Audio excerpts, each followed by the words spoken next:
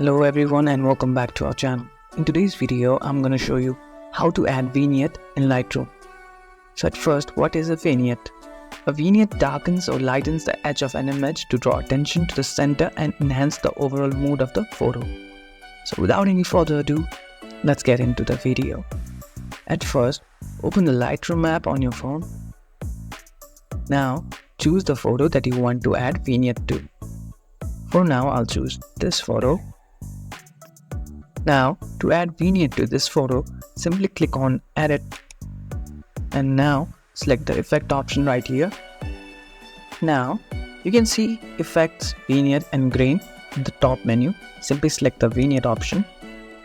Now, increase or decrease the vignette to add focus to your photo according to your preference. For now, I'll choose this one. Adjust the settings according to your need.